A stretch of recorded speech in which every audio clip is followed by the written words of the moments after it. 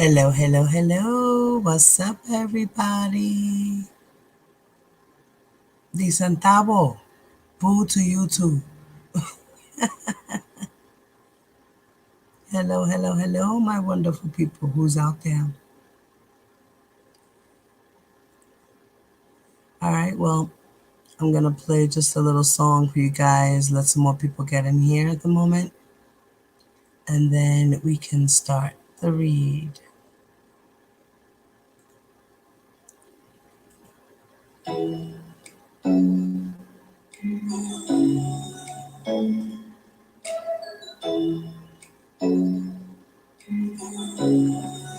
Hope everybody's having a good evening. It's Sunday. Back to work tomorrow.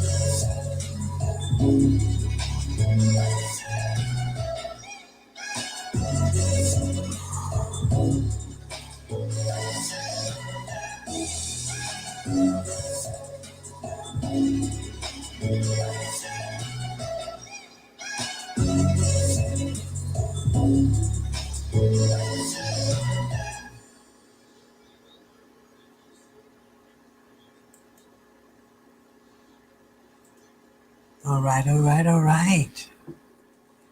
Once again, good evening, everyone. I am Diva, the Divine Light, and we will be continuing our read from yesterday. The book is called Addicted Love, Life with R. Kelly, and it is by Christine Klien. Now, Christine Klien met R. Kelly in 1994. She was 25 years of age, and she's seen a lot of Aaliyah there at that time. She was a young girl from Michigan, right? Tennessee. Forgot what it was, Michigan or Tennessee, one of those two. And she was a model and also a video vixen, a video girl. And she was even raped by one of his people in his entourage, Wayne Williams, allegedly. And she was addicted to R. Kelly's sex and wanted lots of it. Once she got started, it was like she couldn't stop thinking about it. She said that at the time he treated her very well. He started isolating her little by little. And we had left it off where they were having a sexcapade at a hotel. And they had a good old time. We were, I forgot what page we were on. But this book was very, very juicy. Very, very juicy. It was very, it was graphic, but it wasn't like really nasty graphic. You know, she used certain words. She didn't, certain parts she did get graphic. And my advice is to anyone who is going to watch this video, please make sure that you are over the age of 18. And if you're not, please get permission from your parents. This has adult content, very explicit language. And that is my disclaimer. So,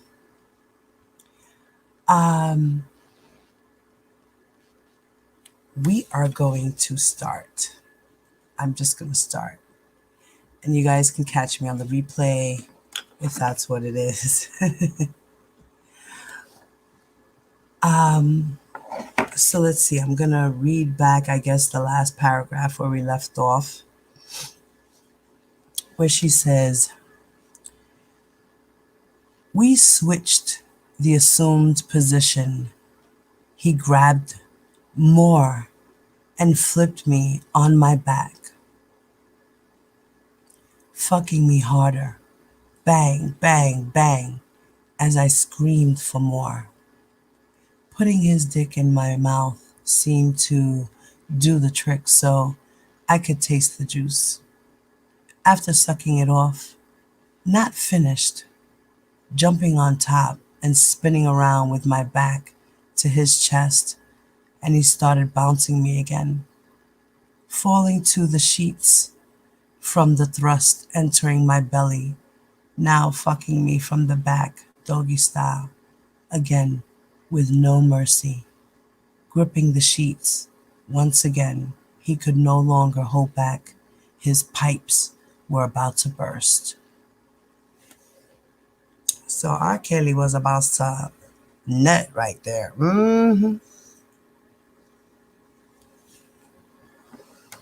Yin and yang exchanges and silver stars. It was nothing but absolute pleasure, with the pain theme all the way. The simple act of penetrating deeper and deeper, fondling my breast ever so tenderly. It was like being in second heaven. If you know what I mean, Rob is an absolute freak in the bed. Never before have I ever been so sexually uninhibited.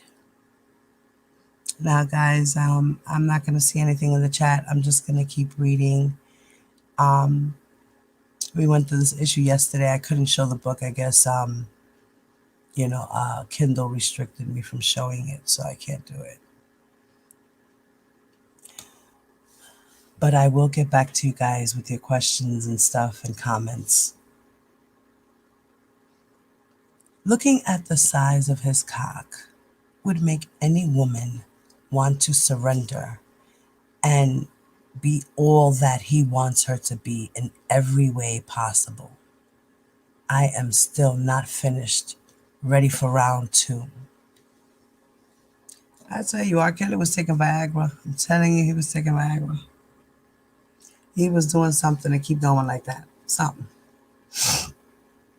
There's no way that his libido was that naturally with a lot of stamina. There's just no way possible that people actually fuck from night till day. Like, really? Who really does that? Unless you take breaks in between. That's normal. But the way these girls make it seem like he just keeps going and going and going and going.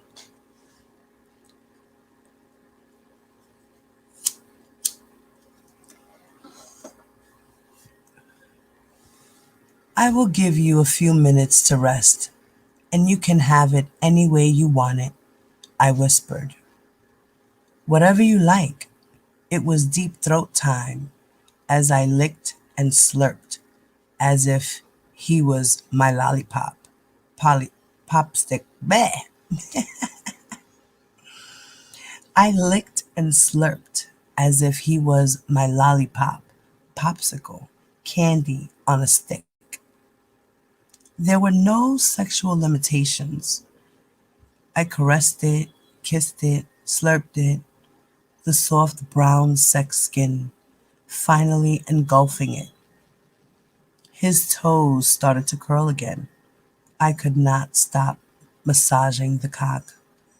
The rest was fuctified delicious, moaning and begging him to go deeper and harder. I screamed more, and just like that, my ass was up in the air. Woo-wee. Face down, ass up. That's the way we like to fuck, right?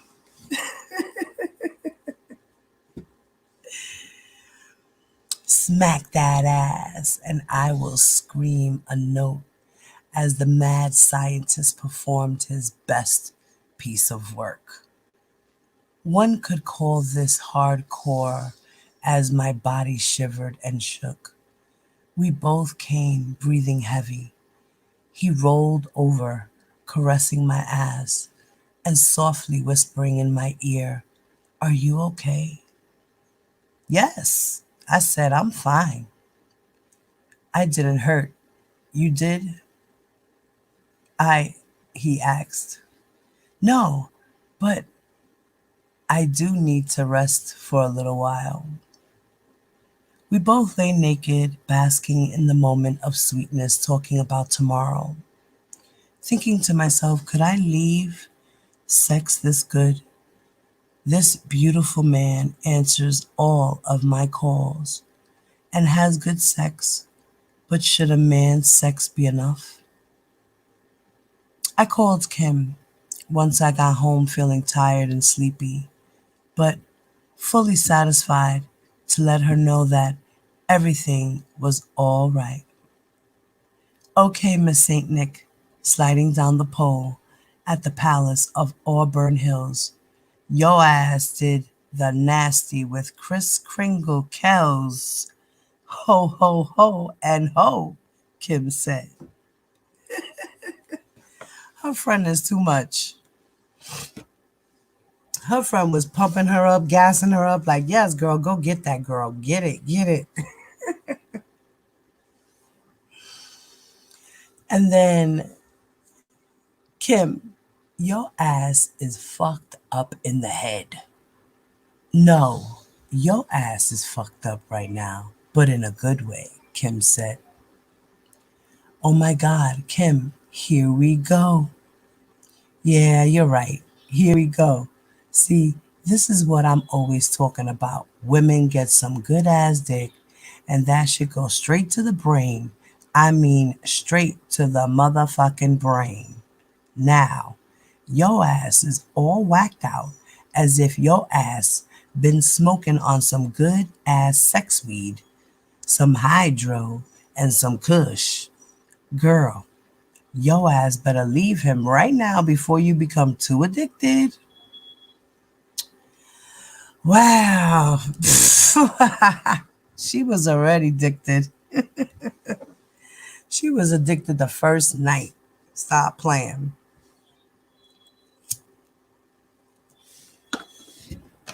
Give me 1 second, guys.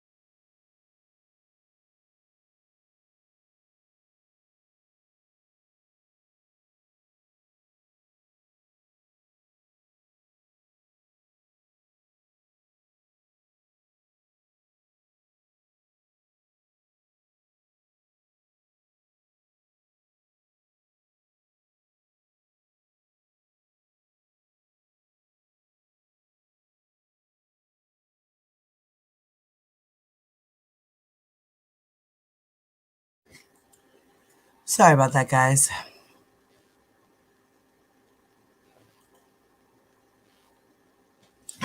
Kim, I'm cool. Besides, if Sean was a loser in bed, your ass would have been gone by now. So don't hate, congratulate. Okay, with everything that has happened, this is your chance to make a clean break. You're my girl, and I love you, but I don't want to see you get hurt. Get some sleep, and we will talk tomorrow.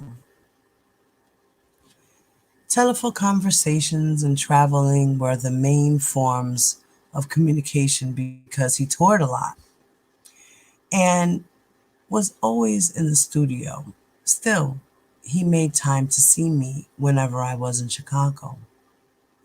Any woman would grow to be quite fond of someone of this nature. You ask for more, what he gives is more, elated to be able to satisfy him in ways that he enjoyed. However, I wondered, was there more that he wanted? No one else was getting any that night because I had already taken it all. Girl, you are sadly mistaken. I'm pretty sure he had somebody else. I do mean it took, wait, I do mean I took it all, every inch of this well hung man. I found out something about myself that night. I was a bona fide kinky freak, and Rob had brought it all out of me.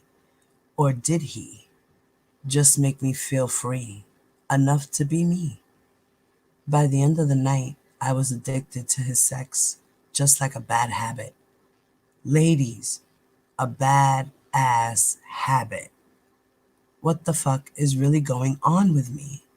Thinking about it all the damn time. Shit, my panties are even moist when I visualize the sex. There has to be something wrong. When you dream about the sex, use it as a stress reliever, tension reliever, a quick fix to an illusion. Self discovery is a bitch. Could I have a compulsive sex disorder? What is a compulsive sex disorder? Let's break it down, shall we? Compulsive sex disorder.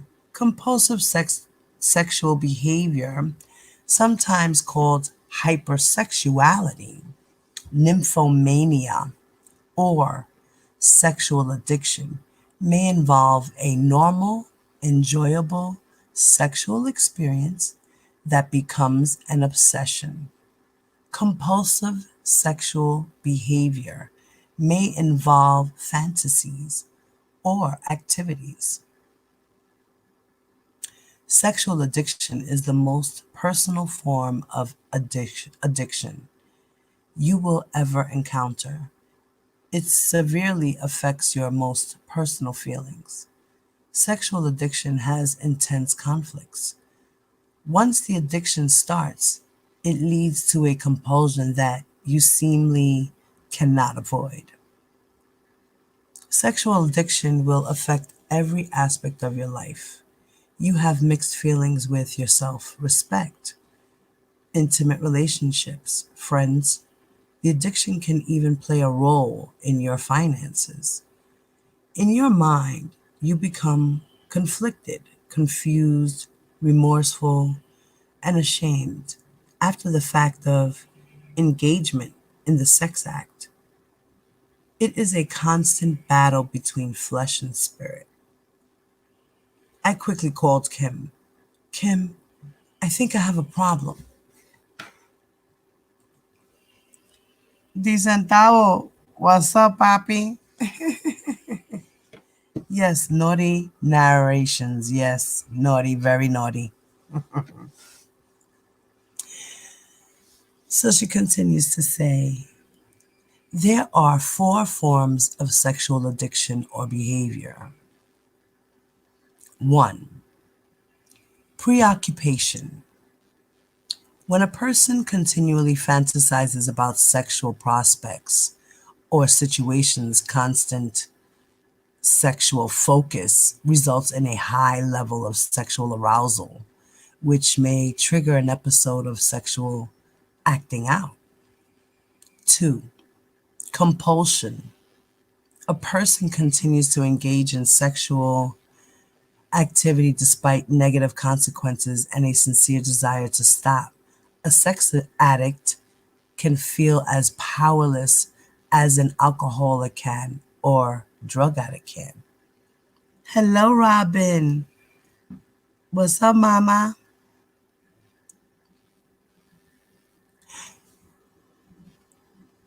The next one is number 3, a ritual. A preferred sexual activity or situation is often stereotyped and repetitive and may include a wide variety of activities intended to keep the arousal at a high pitch rather than aimed at a sexual release. Then there's number 4, despair. Now, when a person experiences shame, guilt, remorse, or feeling the intensity over their inability to control their behavior, on the other hand, feels some kind of remorse for the pain that he or she has caused others. The psychological fallout can be just as bad.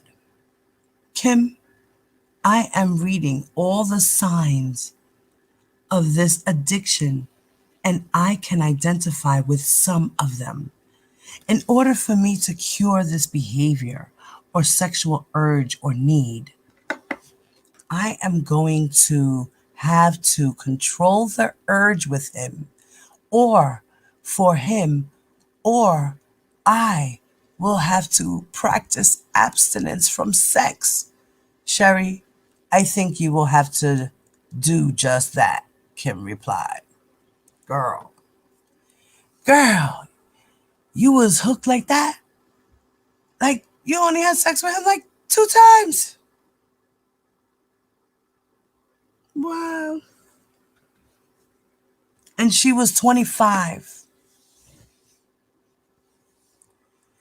So imagine how a 16, 15, 14, 13, 12-year-old, 17-year-old, 18-year-old, 19-year-old girl will act in the presence of R. Kelly, or how the girl will act when he's ready to take over her body, because that's basically what he does.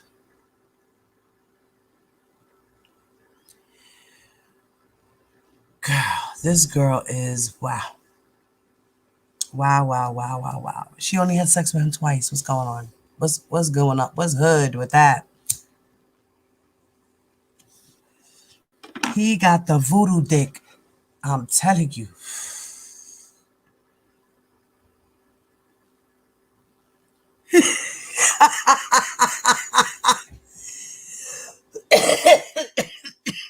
Well,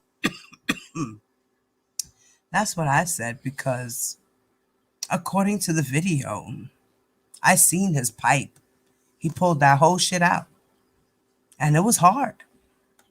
Um, he was normal to me. He seemed like maybe like a size 8, maybe. Thick. Size 8, maybe. 9. Maybe a size 9. He does wear size 12 shoe. Yeah, no.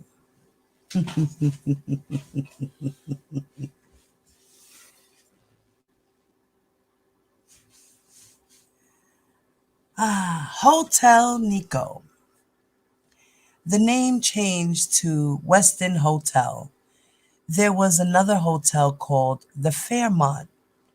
Both were elaborate and beautiful. Work and duty called in Chi Town, a photo shoot. Rob and I had talked prior to my arrival. He had taken some time out of his busy schedule so that we could spend some time together. So he just be taking out of these hotels after hotel after hotel. Nah, you gotta understand. You know what, D? She's small frame, yo. She was really small frame. She described her body. She's really small frame. She was a small, skinny girl. Slim, slim, thick kind of girl. You know, when you got a big BB like that, you could break a slim girl's back. Okay?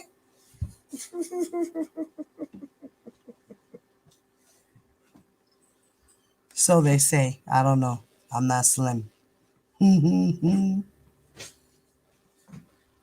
Happy and nervous at the same time and anticipating our meeting. I was so deliriously nervous that I could not concentrate on the photo shoot that day. Luckily for me, I got some good photos from the shoot. We talked off, and on all that day, at one point, we were talking. He said he was at the mall. I thought, is he crazy? You're at the mall? I said in a surprised voice.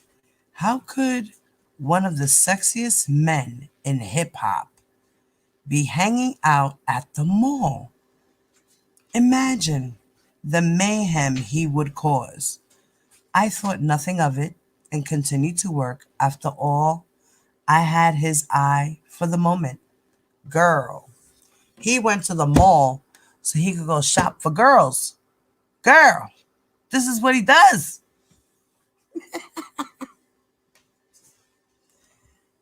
This is what he does. He goes into the malls, he might buy one or two things and then leave the mall because his purpose is just to go there and find girls. Okay? That's his focus. Little girls.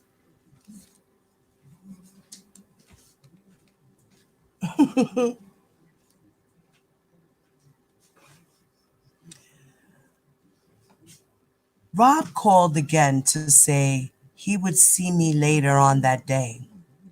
To my surprise, he had booked a room in a very romantic setting. The place was beautifully, dimly lit. Hotel Nico had the ambiance of Japan. The food was excellent. I was mad tired. Seeing Rob made everything worthwhile. Walking in the room, Rob was holding a teddy bear. For whom was this teddy bear? We snuggled, talked about my day, a little foreplay, then I fell asleep. A sex rendezvous is what this was. At this point, I was feeling very comfortable in his arms. To my surprise that day, I was in for one rude awakening. Dun dun dun. What is about to happen, y'all? What is about to happen? The last time she said some shit like that, she was raped. Okay?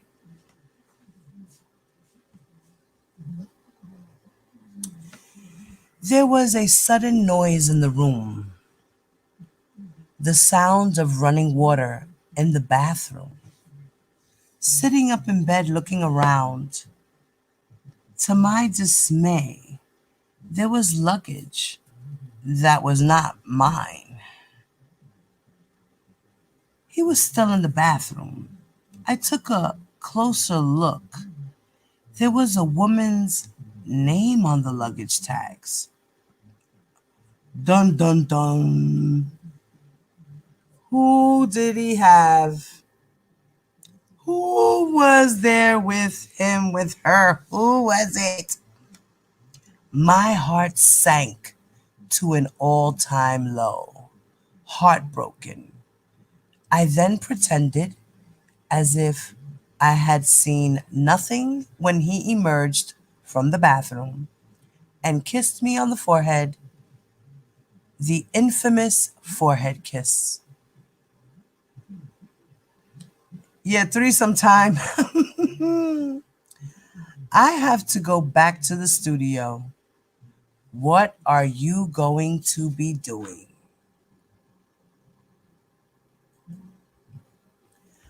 I have to check on some photos with the photographer, I replied.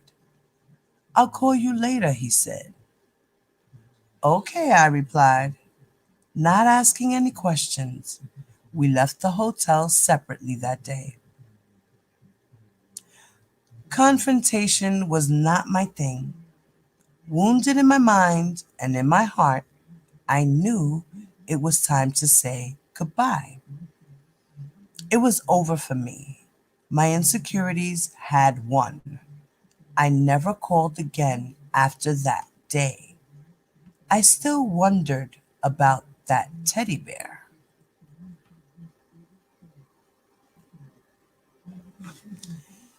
The Capricorn man is a workaholic who works incredibly hard to achieve his goals in life. This man works extremely hard for his money. When you work hard, you play hard. He is practical, ambitious, and disciplined, serious minded, material success, and emotional security is important to this man, along with emotional fulfillment. Oh God, he's a big baby. Ugh, on top of being a narcissist. Lord. Isn't that a Donald Trump? Mm-mm-mm. I tell you. He is wise beyond his years. His demeanor is cool, calm, collective, laid back. He is very self assured of himself. You will hardly see this man sweat. The cap man is very reliable. Oh God, did she really say the cap man is strong and will make sure his home lacks, wants, or needs for nothing? The cap man is a stable, reliable provider. You see, he provided for all those girls but couldn't take care of his kids. I don't get it. Please help me make that make sense. Please help me make that make sense. Appearances are important to him, so he will always have a firm hold on his emotions. This Capricorn man is very private and secretive at times. Some are a bit reclusive or eccentric. It is just part of him. He is concerned with self preservation, and this man is honest and hates dishonest people. What? This man is not honest. He is dishonest, and he hates people who are honest with him. That's his problem. Ave Maria. Nothing impresses the Capricorn man. He remains settled and unruffled under that cool demeanor of aloofness that he carries. Make no mistake, he can be fun with a real dry sense of humor. Oh Lord, he's a cornball. He ain't got good jokes.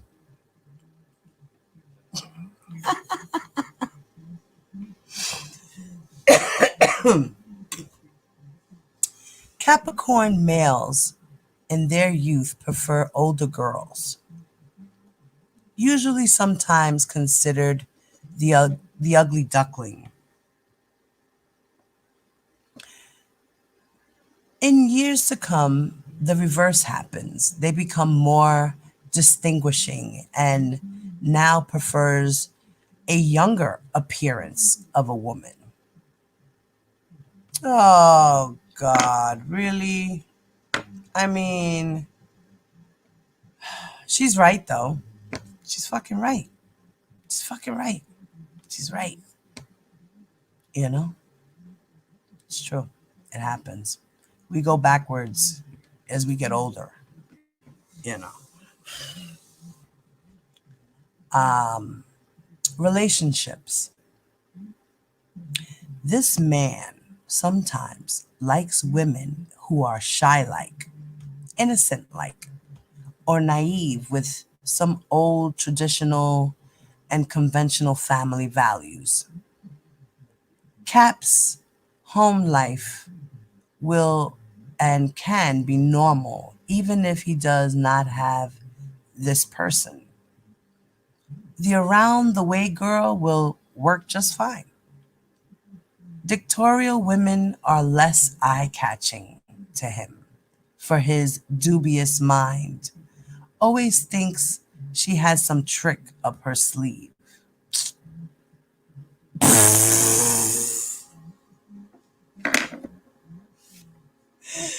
What?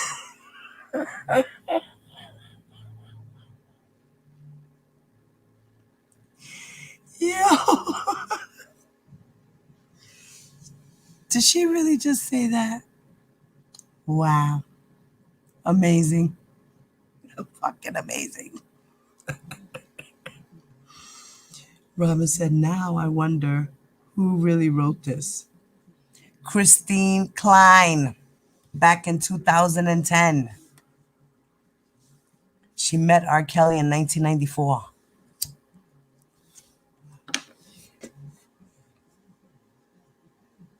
Now, she was 25 when she met R. Kelly. She wasn't a little girl. Then she says, I can't. The around the way girl will work just fine because dictatorial women are less eye catching for him, for his dubious mind that always thinks that women have tricks up their sleeves. So the women who dictate are the women who got tricks up their sleeves because they want to be in control.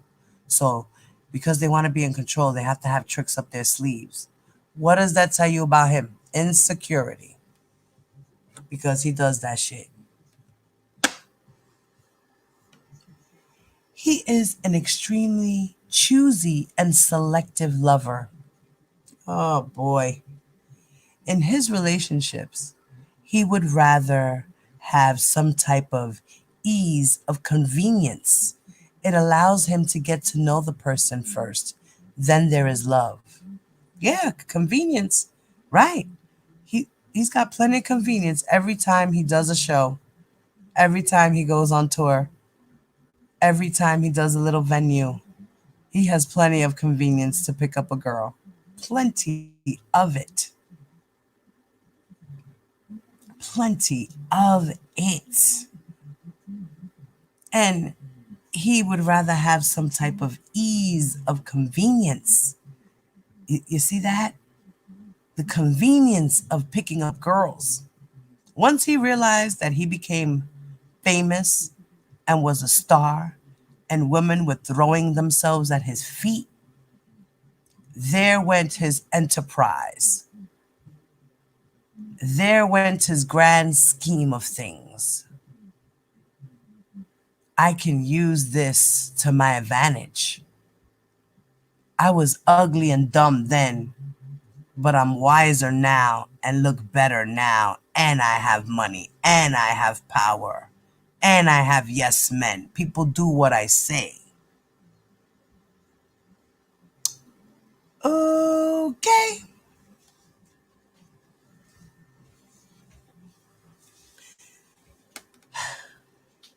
However, there is an irony to all of this. He does not want to feel the pain of any feelings of misfortune or regret. Here is the reason why. It lets him get a chance to study the female before he makes the ultimate move. This man would like to know what is in her head first, opposed to what she looks like. Not to say he does not focus on the bodily, gorgeous, beautiful women whom he truly desires. See, he loves to be surrounded by beauty. I am not saying he will marry a picture perfect, beautiful woman. Capricorn men do not like to compete for love when it comes to matters of the heart. No, he don't like to compete for love, but he'll watch a bunch of bitches compete for him. That he'll do all day. Games of that nature, he prefers to be the only one. Love and relationships are not easy to handle for him emotionally. However, physical desire is a necessary part of love for him. How can you have one without the other? The Capricorn man has a compulsive drive when it comes to sex.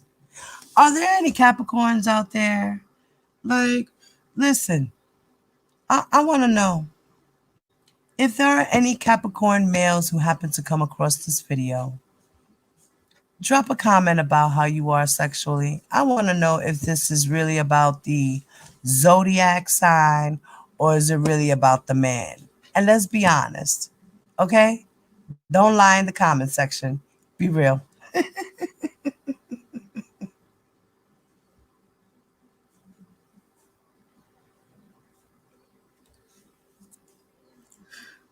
Yeah, she knows a lot. She dated him for a short time. She kept going back and forth, but she's seen a lot. She observed a lot. She did say she was an observer.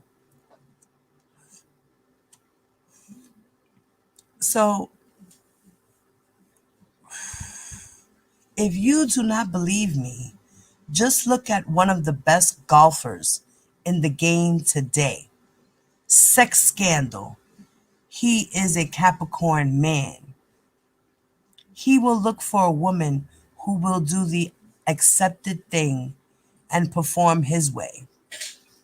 He needs to feel powerfully secure about her before he will want to spend a great deal of his time with her. I should know what I am talking about because I am a Capricorn. I am a Capricorn woman with some similarities, and I repeat, some, not all. Can we say the party is on? The Capricorn man has a very highly sexed libido, one that will prevent him from being with a Sister Teresa.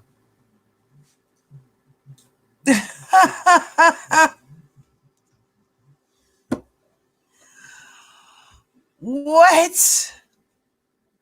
This is why he likes to pee on girls and ask them to shit in a cup. You see? This is why. This is why right here, according to her.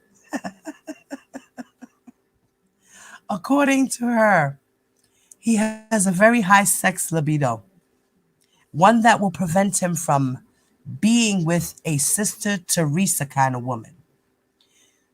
Are you kidding me? Women you had better check this out before you marry one and know what you are up against in the sex department. And that goes for Cancer too, because Cancers are crazy. I ain't gonna lie. So we have Cancers and Capricorns have high sex drives. Are there any other signs out there that have high sex drives?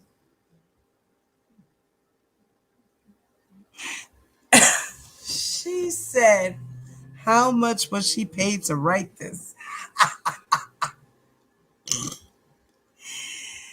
Ave Maria, I have no idea how much she was paid to write this. I don't even know how many copies she sold. Okay? Oh my God. Let us look at some Capricorn men to put some oomph or reference into what I am saying. Okay, she's gonna throw out some examples of some Capricorns right now. Let's see who she's talking about, what she's talking about. Shock Jock Radio Man. Howard Stern, known for some of his outrageous actions on and off the air. In fact, Howard at one time had a little alleged sex scandal going on himself. Elvis Presley is also a Capricorn man who was or still considered a sex symbol. Elvis married Priscilla Presley at the tender age of 14. I will not say anything else about the king. May the king rest in peace. Cuba Gooding Jr. is also a Capricorn man. Check out his performance in the movie Shadow Boxer. Sexy. LL Cool J, a Capricorn man. As a matter of fact, in every interview I see him in, he is always licking his bona fide lips. He needs to put some insurance on those babies. Yummy. Check out his R&B video doing it.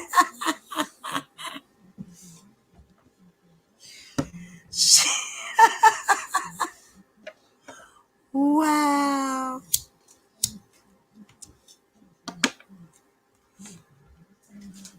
Al Capone, Mr. Capone, with much due respect, is indeed a Capricorn man, born January 17, 1899. Capone allegedly involved in a sex scandal. Tiger Woods, yes, a Capricorn man, born December 30th, 1975, involved in a sex scandal 2009, 2010. Everything lusty turns the Capricorn man on, even if the wind blows the right way. Because, believe it or not, something about the sensations of thoughts that go through his mind, he has these uncontrollable sexual desires, which is commonly known as a compulsive sex addiction that distresses his mind and body to no ends of the earth. It's more of an annoyance than anything else, the need for sex. Oh, God. She's trying to make up a whole excuse for this man as to why he's so sexually uncontrollably out of his mind with sex. He's addicted to sex because he's a Capricorn.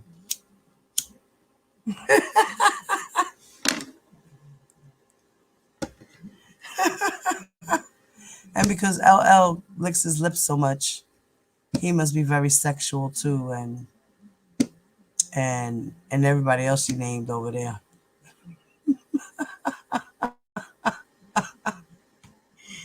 Yo. Wow.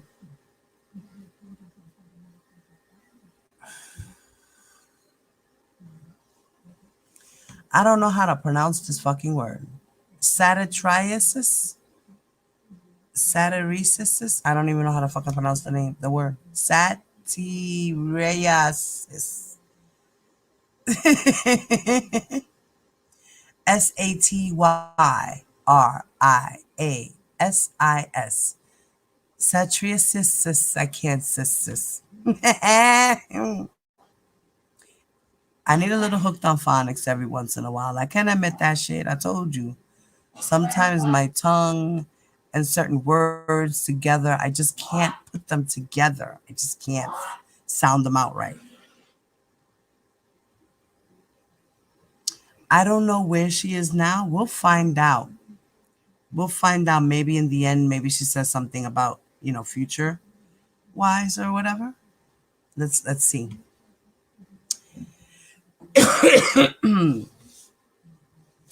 So this word is another name for this forbidden addiction. The more he represses this identity, the more it can become bitter and misrepresented. Let us look at what satyriasis means. A a neurotic,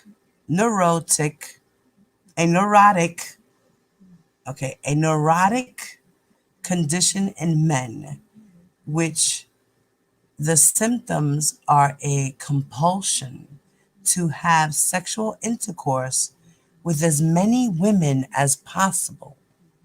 Some may say that this condition keeps him from having a lasting relationship with these women.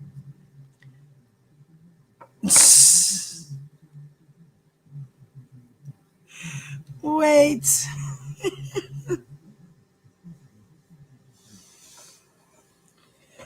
Oh boy.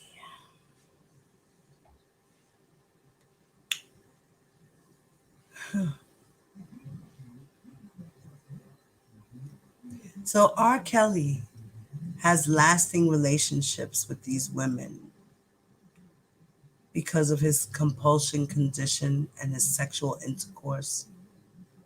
Like I said, he's got that voodoo dick. Is that what they trying to say? He got that voodoo dick. He got the voodoo dick. The voodoo dick. Okay?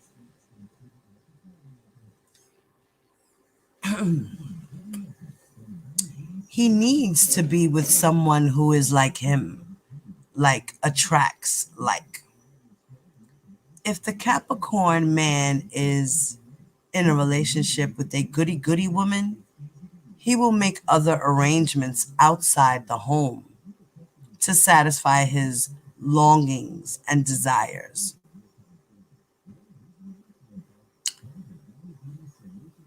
What did she just say right there? What? Wait, did she say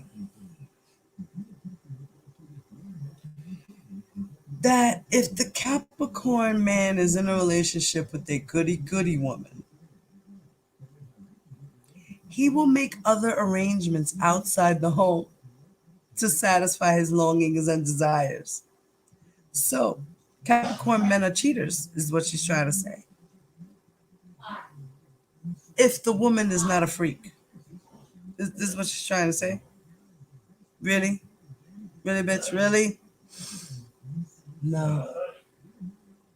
No, she didn't.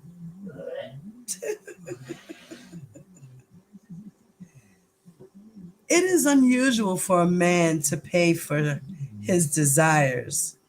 Really? Because I believe he has a whole charge for soliciting sex to a minor that was 16 years old. And he offered her $200 so that he could finger pop her, jerk off, and she could dance for him. Wow. But what does it say? It usually, for a man to pay for his desires, it is unusual for a man to pay for his desires, shocking sexual urges, or sensational fantasies. But yet, R. Kelly takes these girls, moves them in, and spends money on them. And all he does is give them sex and material things. And keeps them under control. He emotionally and physically abuses them, allegedly. Because we don't know all of this to be true until the court, and everything that comes out in court, it will be played out. I can't wait for court. I really can't wait for court. I cannot wait for court.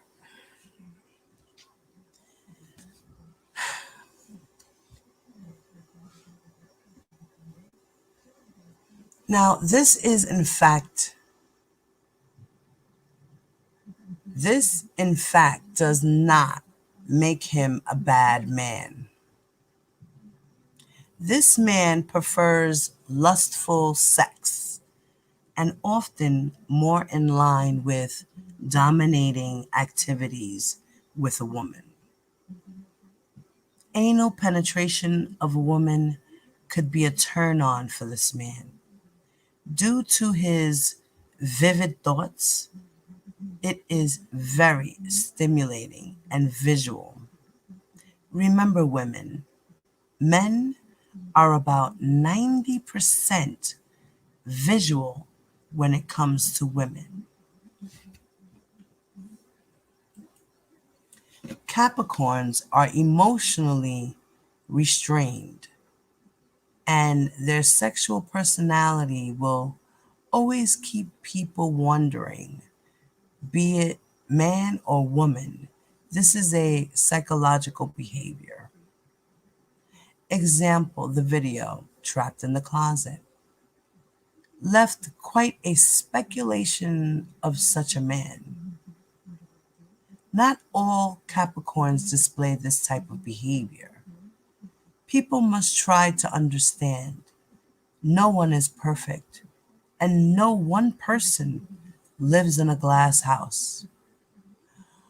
Oh, Jesus.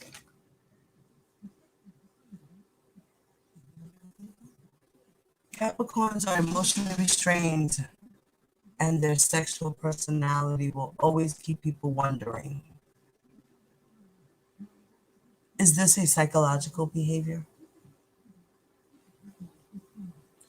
The Trapped in the Closet video talked about somebody with a disease and passing the disease around. Okay?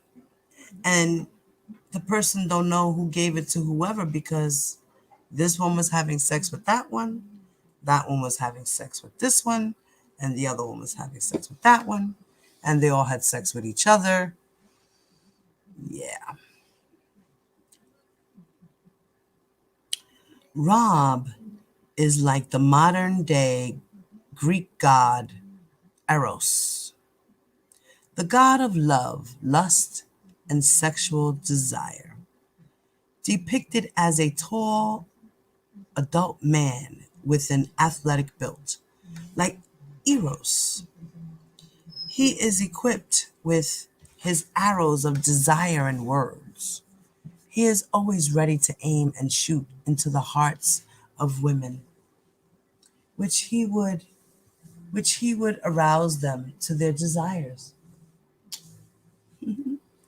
He is like an elemental god of covetous love and intercourse. He embodies not only the force of erotic love, he personifies sexual desire in every way, coupled with the creative urge of writing and visualization. Like the poet Sappho summarized the Greek god Eros as being bittersweet and cruel, yet he was charming, handsome, and inspiring. Oh, Lord. You see, people be gassing up R. Kelly. I'm pretty sure they told him he was a god and his name was Eros.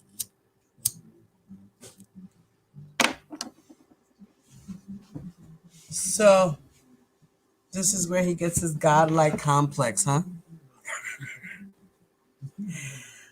Just like they told him he was the Pied Piper, right? Now, um, Lord have mercy. Like the god Eros, Rob seems to struggle with love and trust in relationships, just like any other man. Dating him was satisfying, rewarding, and comfortable. For me, his southern accent was inviting. He had a southern accent. How he have a southern accent? He ain't from the South. Is he from the South?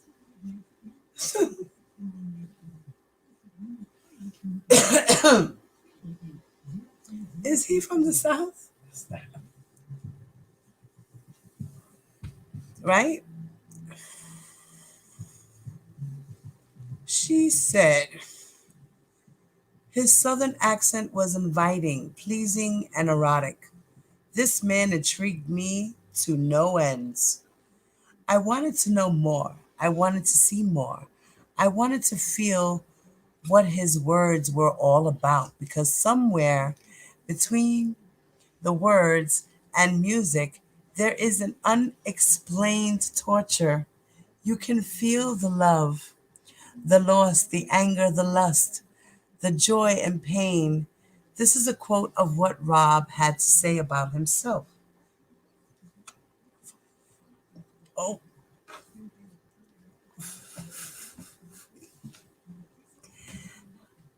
all right. This is a quote that Rob had to say about himself. In life, you have people that love to party. That is I.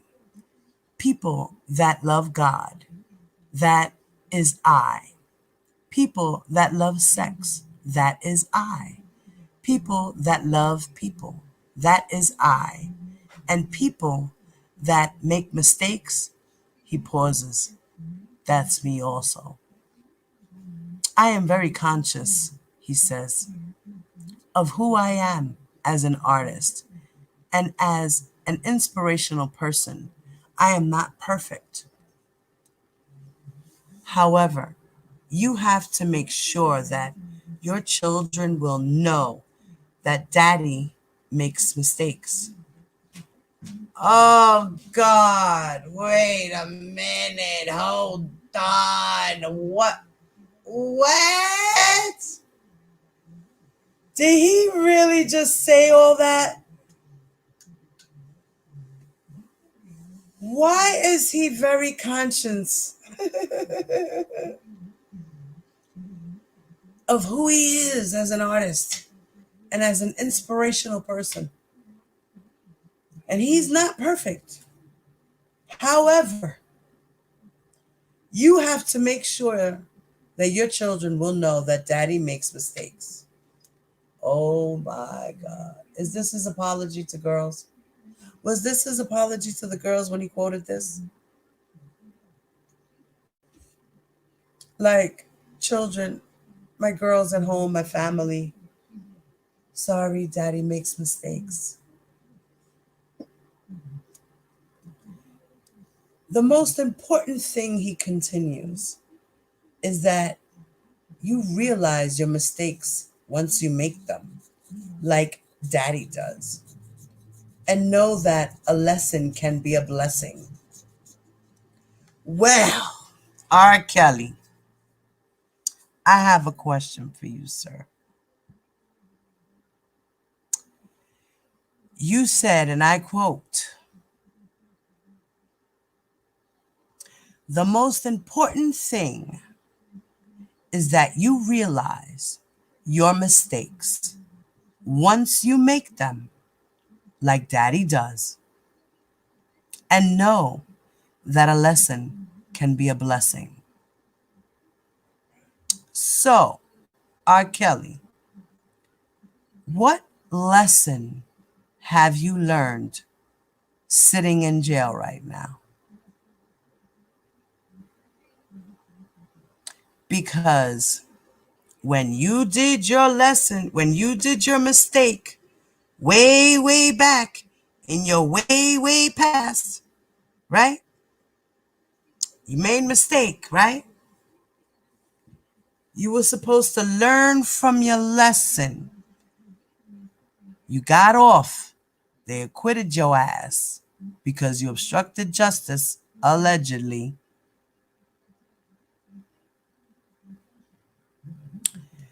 So that should have been your blessing, right? So why the fuck did you continue to keep making your mistakes, sir? Why? Why did you continue making your mistakes, sir? Is it because you're a Capricorn and you can't help yourself but to be horny all day because that's what Capricorns are? Horny all day? Please, if you're a Capricorn, drop your comments below and let me know just how horny you are. I want to know this. I want to know statistically if this is true. And I don't want to hear you R. Kelly supporters say, yeah, I am, and it's a bunch of fucking bullshit. Malarkey bullshit. I want to know for real. Real Capricorns. I'm pretty sure we have some Team Truth members that are Capricorns. Drop that shit in the chat, in the comments, because I want to know.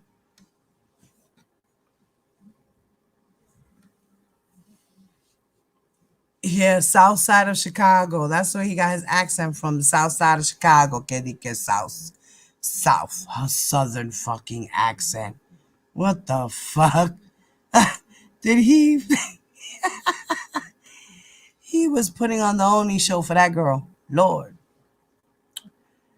So, the interviewer posed the question to Rob about the quote unquote American dream, and this is what he reportedly had to say.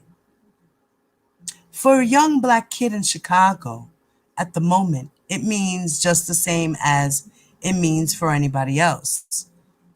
Like what? Success, fame, you know. By fame, it could just mean being successful. A wife, a dog, kids, and a big old house with the picket fence. Oh, God. He just described his life with all the girls right there in a nutshell. Boom! There it is. For a young black kid in Chicago, at the moment, it means just the same as it means for anybody else. And the interviewer said, like what? And R. Kelly said, success, And then the guy said, fame, Then R. Kelly says, by fame, it could just mean being successful.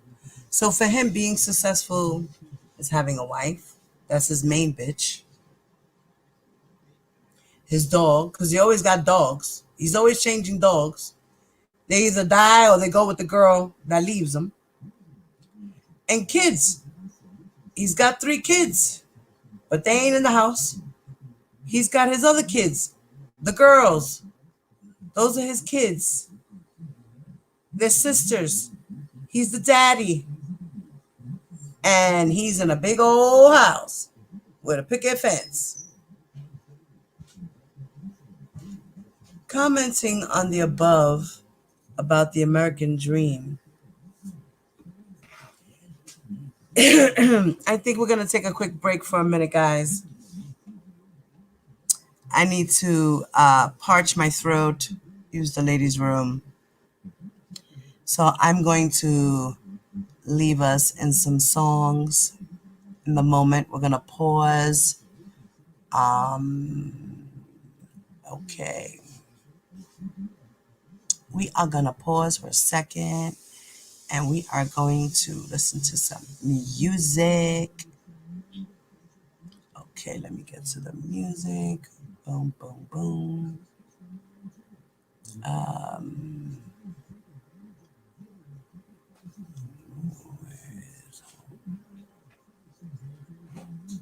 Okay, library.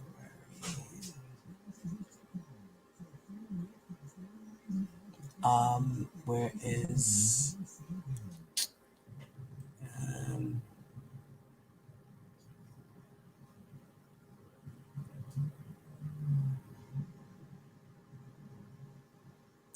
okay, wait, where the hell is the songs I had up before? Let's see. This one has some slow jams. Let's listen to some slow jams. Let's see what we got. Cater to you, differences, dance for you.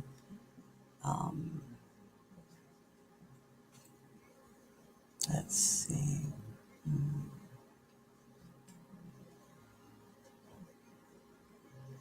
Okay, we'll play this one.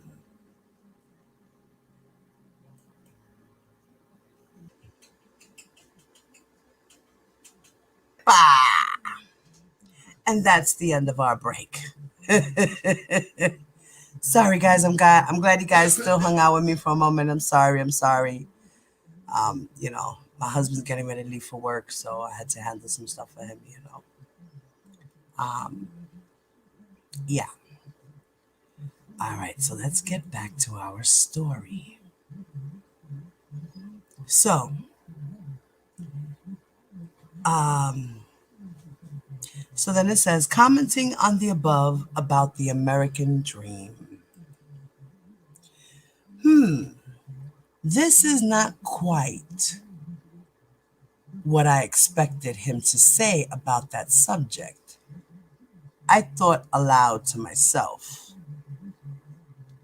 When posed the question if he thought or felt chosen by a higher power to be famous, this is what Rob quoted as saying about his fame.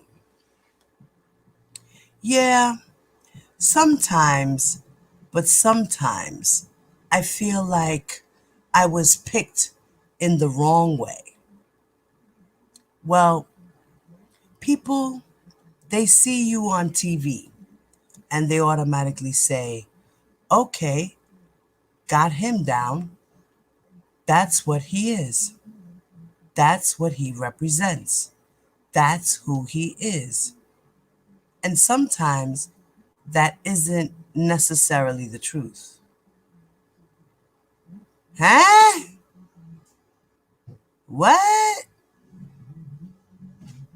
What the fuck? What the fuck? What? What he say? We halfway through this book, guys, by the way. What?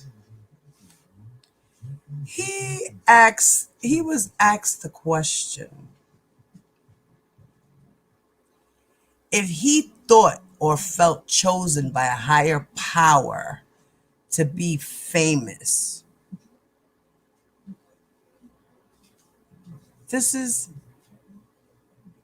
He said, yeah, sometimes. He said, but sometimes he feels like he was picked in the wrong way. Like, what does that mean? Oh my God, I'm getting really hot right now. Oof, for some reason I'm like, It's coming up. oh, is that what it is? Wow, it's that cold outside?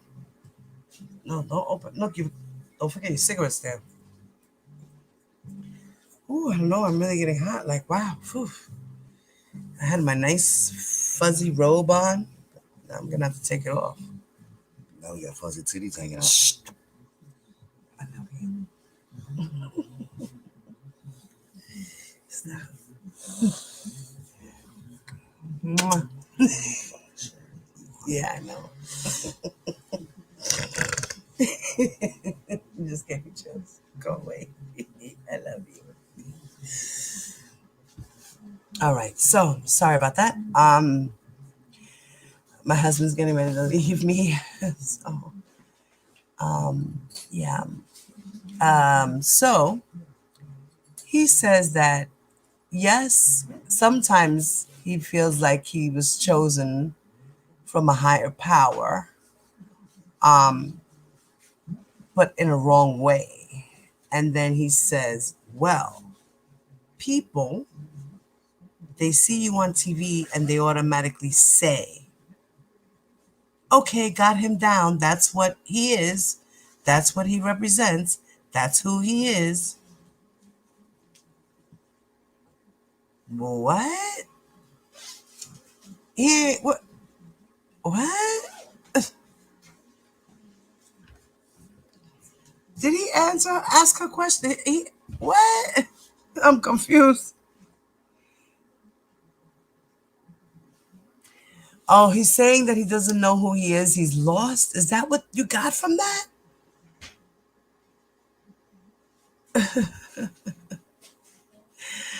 So the interviewer posed the question to Rob as if he ever felt ashamed or embarrassed about singing the sexual R&B songs and gospel.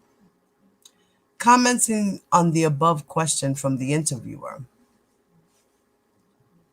he says, and I quote, "I found this to be very interesting, given the fact that a lot of R&B, country, and rock artists have done this since." Yeah, don't worry. I'll take it down in the morning. Okay. They come in a few. All right. Well, don't worry. I'm not gonna be on long anyway. Okay. Sorry about that, guys. Um. Let's see. The interviewer. Sorry. I found this to be very interesting, given the fact that a lot of R&B, country, and rock artists have done this since the beginning of time. For example, Elvis Presley and Ray Charles. Rob gave this quote, and I quote, "No, never. If I am going to be a leader, then I have to go places that other people are afraid to go. That is what makes a leader, not to be afraid to step out, go over the front line, stare darkness right in the face. Sometimes you have to jive a person before you can knock them out." I look at my music in the beginning and the sexual songs, the partying songs. Those are the realities because those things happen. Those things have happened today. Somebody had sex. Somebody went to a club. Somebody met somebody. Some things went down. Some of us weren't meant to be here. Some of us were supposed to be abortions. Oh, God, I can't even believe he said that shit. Really?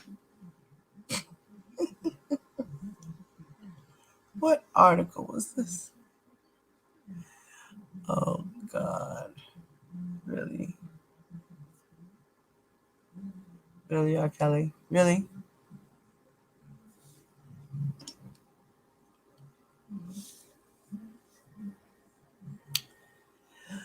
But by destiny, we are here. And the inspirational songs are something I choose to do. If I had not struggled, then I would not be inspired to cry out. You see what I am saying? If there is no fire, there is no scream. If there is no scream, then no one hears you, and no one comes to help you in the first place. The depth of my struggle has definitely determined the height of my success. To be able to teach my kids not just about success, but about the struggle that comes with it. Commenting on the above quote, I thought his quote was delightfully profound. Music Monthly Observer interview with Paul Flynn, Sunday, September 19, 2004. To know him is to love him and his music despite all the little quirks. He seems to think very deeply on so many levels. From the moment he said his first words to me, my guards came down because he sounded so familiar. Rob reminded me of warm summer breezes, hot, sweaty summer nights, and quiet hospitality. The man is what every woman should have bottled up somewhere on a shelf. What? Girl,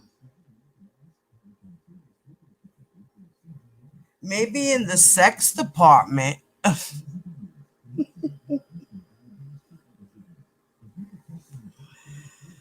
Ay, ay, ay.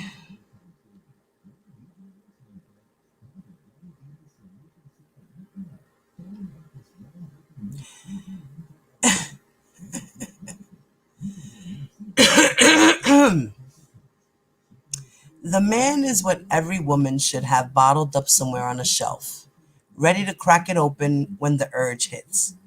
Rob was what I needed and wanted at the time. I knew that I could have all my sexual hunger and urges met just by our first night without having to say a word. Satisfying his every need was my only agenda because I knew he would fulfill mine. I was not ready to unleash my full erotic desires. My own explicit thoughts of him created some caution inside. Sex in the morning, sex at night, and again in the wee hours of the morning, waiting for him to mold me just the way he wanted. Would everything we do be discreet?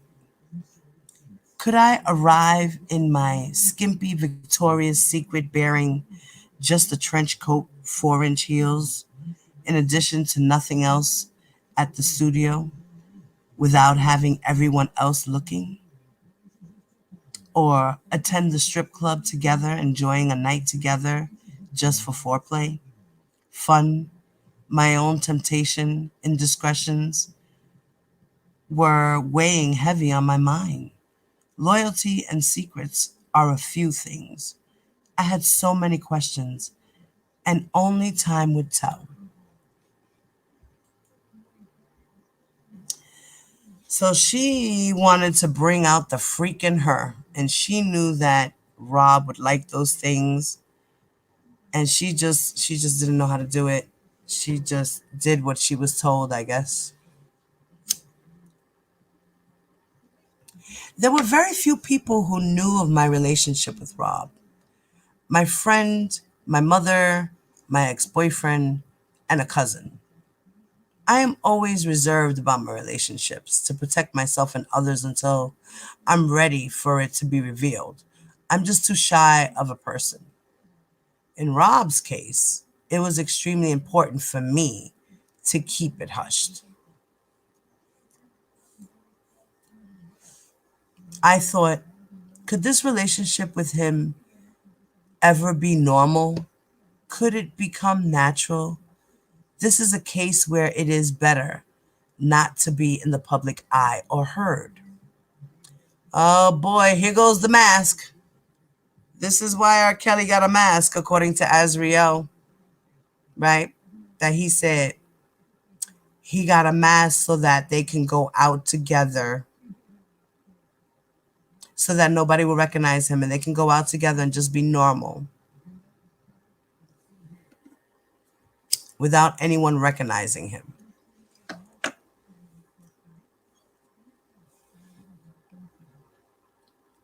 It was important for me to separate the man and the artist.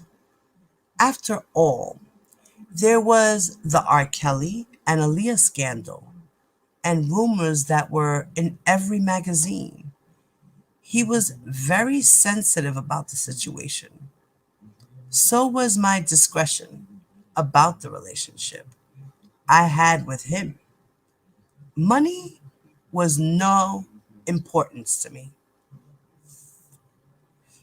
I was more concerned with the way he treated me and, of course, his modesty. Rob is undoubtedly in a league of his own in music. There will never be another R&B singer such as Rob, with his raw, raunchy style of sexually salacious sounds and lyrics. Privacy and discretion is one of the thoughts that first crossed my mind. Knowing the facts, this would be the ultimate part of a relationship with him. What kind of privacy would I have was another question. I decided to let him lead the way behind closed doors because I had no idea where this relationship was headed. Privacy is something that you must master. If you are not a private person, if you do not master this task, you will create some difficult problems for yourself.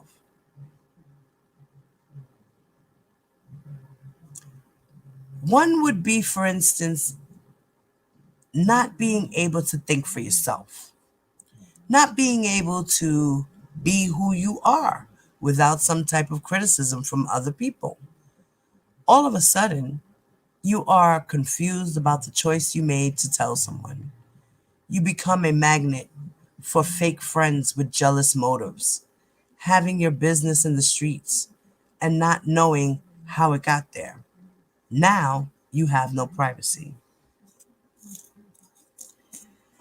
Oh, wow. That's true. You know, I agree with that shit.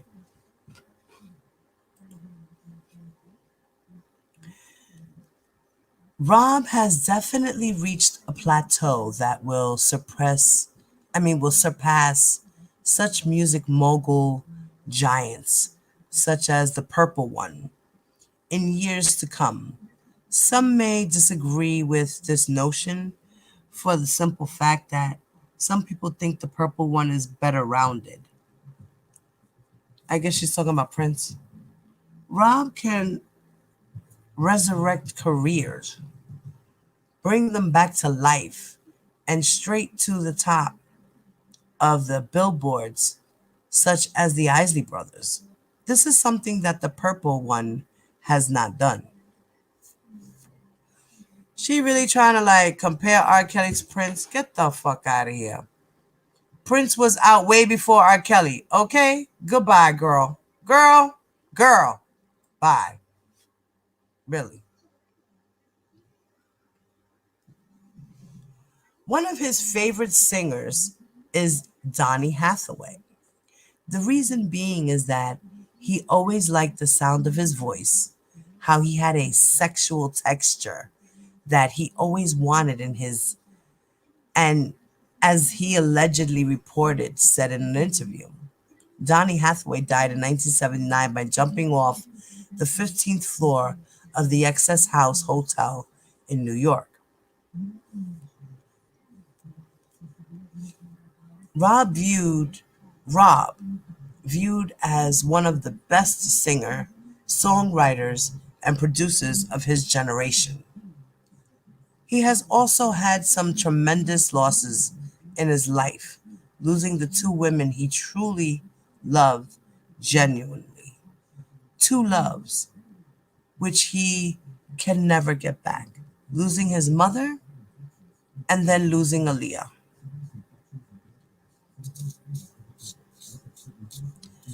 Don't forget the little girl who drowned in the water when he was a kid. Lulu. So he had three loves.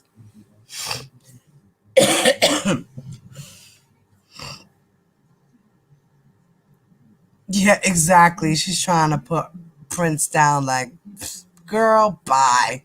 You are not comparing R. Kelly to Prince. You just can't do it. Can't. Nope. Sorry. This doesn't happen.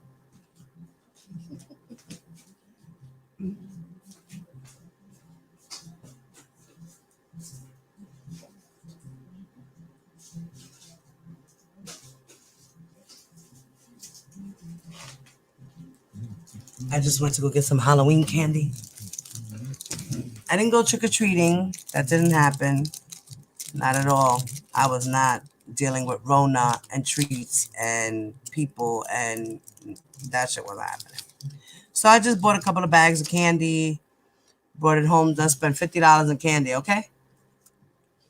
Okay?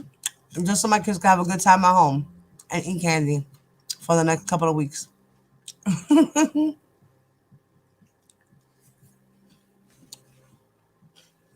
So,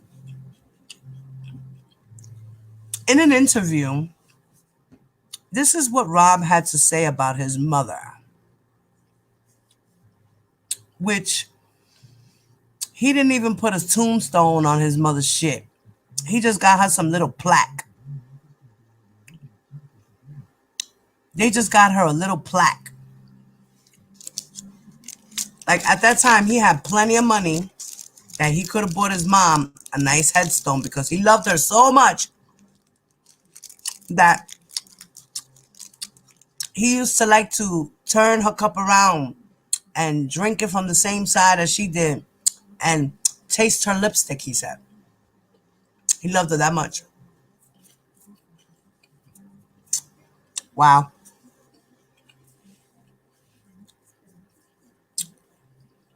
That Kit Kat was really good right now.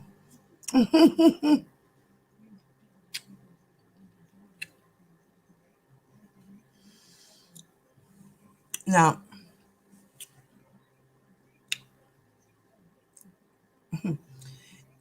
in an interview, this is what Rob had to say about his mother. I learned a whole lot from my mother. He says, about music, relationships, being a good person, loving people, the whole of life. I learned about everything from her. Every single day I think about her, all through the day. Music Monthly Observer interview with Paul Flynn. This was in September 19th of 2004.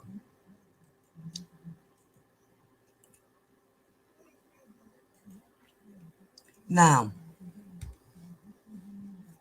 Aaliyah Dana Houghton was born January 16, 1979. She's 3 years younger than me. No, I'm sorry. Yeah, 3 years younger than me. In Brooklyn, New York. Go Brooklyn. Go Brooklyn. Now, she is the daughter of Diane Houghton. Father is Michael Houghton. And the brother is Rashad. And her husband is Robert Kelly. And the marriage was annulled that same year. Aaliyah, a prodigy of R. Kelly. He was her mentor, friend, and lover. And for a short time period, her husband. I have seen Aaliyah on different occasions during the time I spent with Rob. I never ask questions. It is not my nature to pry. And silently, Aaliyah meant a great deal to him. There was a strong bond between the two. Yeah, she was pregnant from him. And she had to have an abortion. And he used to have sex with her, and everybody used to watch them have sex. How about that? She was probably even part of group sex. Okay? Allegedly. That's just my opinion. Who knows?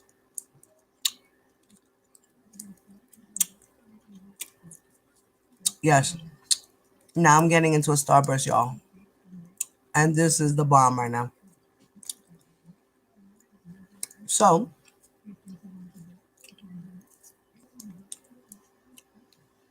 a very special person in his life at that time.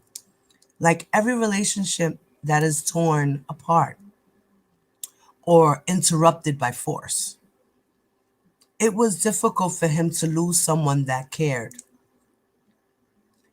nurtured, and understood him so privately in many ways. Seemingly, love in its important, rarest form. Aaliyah in a close distance from me, sitting across the room. She appeared to be a very quiet person with a cool, calm demeanor about herself, always seen with shades on, courting a mysterious, mystique look about her that was sweet and personable. This is part of her Capricorn nature. Oh, she was a Capricorn too, right? Born January 16th. Oh boy. Was she hypersexual? Remember, girl, you said Capricorns are sexual, eh? Mm-hmm.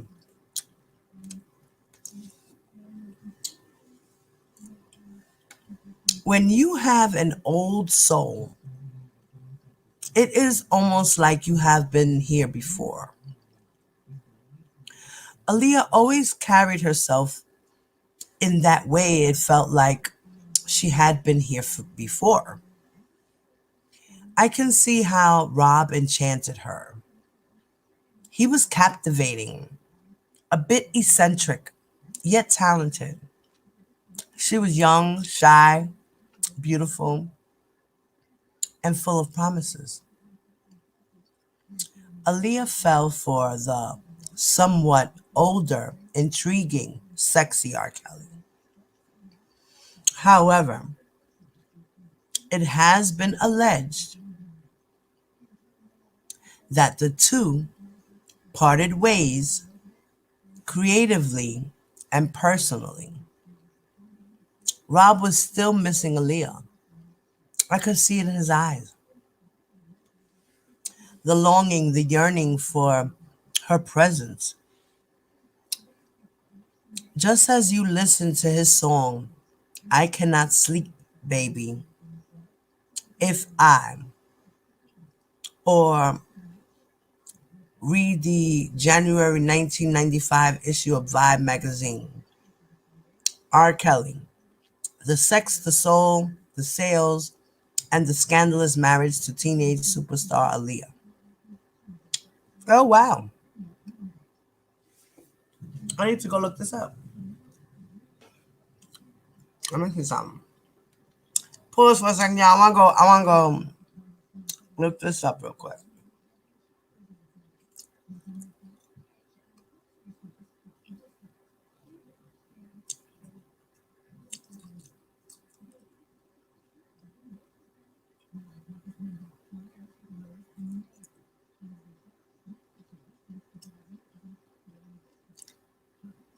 What was the name of it again?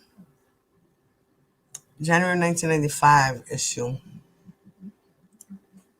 of Vibe magazine.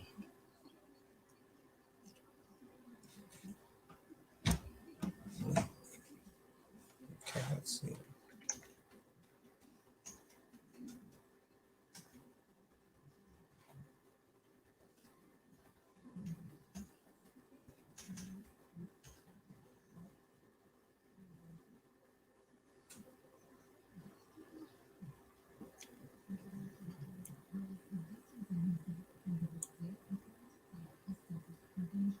Kelly, the sex, the soul.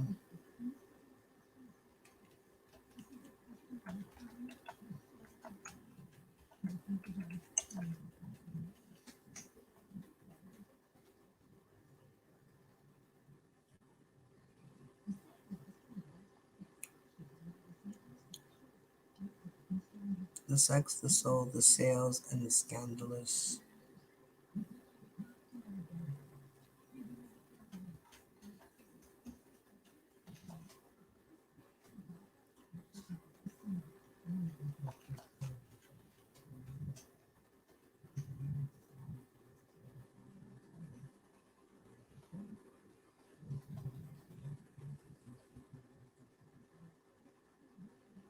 The scandalous what?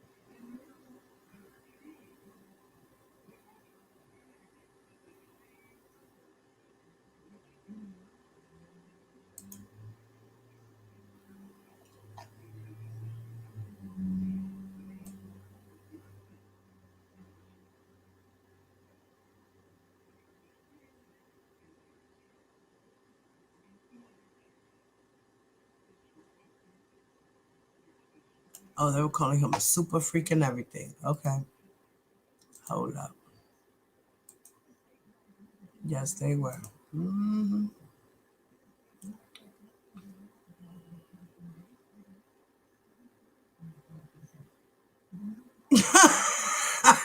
Robin, I don't know, but she knows a lot about Capricorns for sure. So she say, hmm, okay.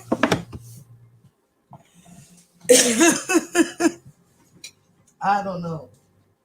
I don't know about this girl.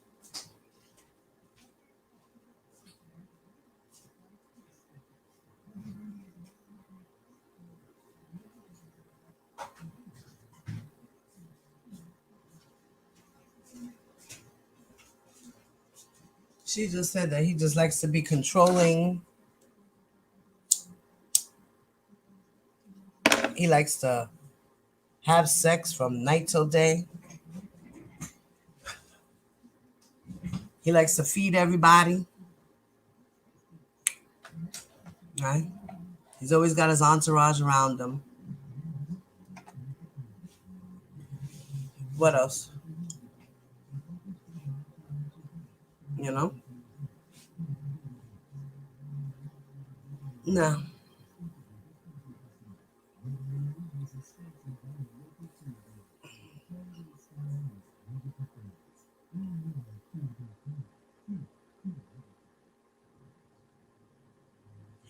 Both being private people, Aaliyah nor Rob has ever spoken publicly about the relationship between the two. Just like her mentor, who sings about his experiences in love and life, you cannot help but wonder if Aaliyah sang about her love and life experiences. Aaliyah's track, I Care For You, written for the One in a Million album, it did not make the cut. However, it was released on her next album titled Aaliyah. She admits it was written 5 years ago at the time of her last album release. For her previous album, this was during the time of the breakup between her and Rob. One cannot help but wonder, was this track for Rob? What was the track again? I Care For You. Okay, let's see. I Care For You. Let's see. I Care For You.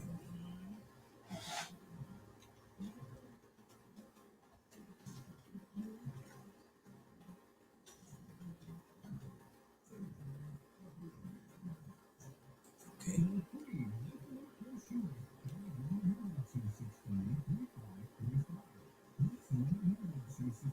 All right. Hopefully, I don't get struck for this one. Let's see what happens.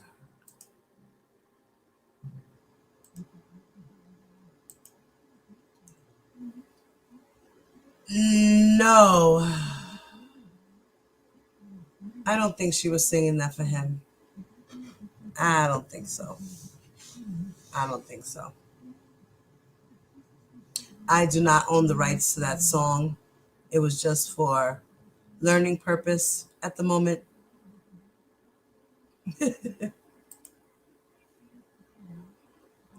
Okay, so let's see. Now, listening to the tracks, it was obvious that she loved him. Being in the middle was difficult. I felt for me at first. The rumors, people talking about his marriage to Aaliyah and her age. If Rob had been in the South, this would be a different story. However, the controversy was still there. I did not like seeing the pain in his face or in his heart. He still bears the memories and the love forever in his mind and heart. though he will never speak out publicly about her out of respect, in essence of her memory, signifying his love for Aaliyah. Hold on, stay strong, and press on, because at your best, you are love, and he should know that. People come in and out of our lives for a time, a reason, and a season. Then at some point, they are gone, and you will never know why. Some people arrive at a time of comforting, just like angels who are here to help in some kind of way. No matter the how meeting took place, but often touching hearts along the way. Angels will never hurt you, and some people could never exist in their world. The life is a journey, and the path is not always easy. Rob has had some angels over his shoulder, praying for him silently. One day his light will shine brighter than ever, and everything will be all right. He is like the phoenix that will rise to the top again. This, the limelight, the stage, living in the fast lane, the life, the endless shows, the non-stop partying, the women, this all creates the split personality of the mind and body. There's the person, and there's the sex icon that Rob has become for outside. People, it is often hard to separate the two. Give me 1 second, guys.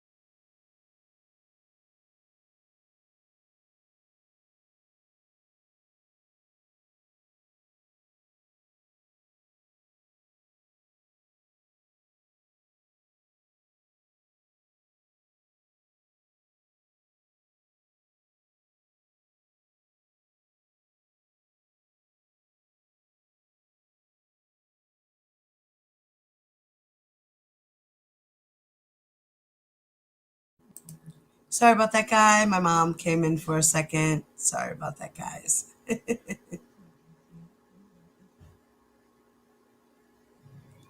All right, let's continue.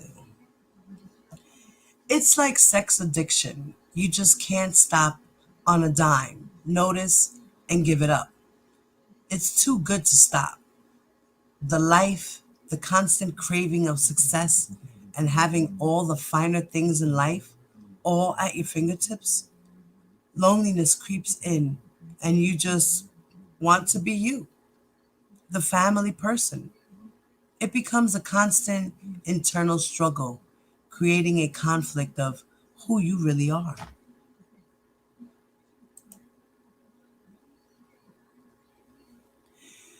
I think this is going to be the last chapter, guys, and then I'll continue reading. Um, I don't know if I'll be able to come on tomorrow, but I'll make another announcement. I'll put a reminder up. My special message to you is one of love and safety. I want you to be safe and careful when going out to any bars, clubs, concerts, or even after parties. I know that meeting celebrities is exciting, flattering, fun, and even if you end up meeting some of their friends or entourages just hanging out, this could be so much fun, or it could be dangerous for you. As a victim of rape at the age of 23 on a first date, I felt obligated to share the message of safety to all young women. You need to be always thinking and always on your P's and Q's. This means watch your drink at all times. If you leave the table at your drink, if you leave the table and you drink, do not ever pick that glass back up. Order a new one. You should always be aware of who is serving your drink and where it is coming from. In other words, try to watch your drink to see who is pouring it so that no one can slip you a Mickey. Never ever get drunk when you are out. Always have a designated driver. It is not ladylike. And just to enforce the message, no drinking and driving. You need to remember where you are and the surroundings so that if anything should happen, someone knows how to find you. Always have enough money for a cab and a phone call if you don't have a cell phone. When you are hanging out with a member of someone's entourage and the two of you strike up a conversation, try to get a good feel for what type of person he is. When I say this, I mean how he acts towards you. Watch how he interacts with other members in his entourage. Listen to the conversation that the two of you are having. Always be nice and respectful of others. Because remember, if you act too excited about meeting him, the first thing he is going to think is that you are a groupie.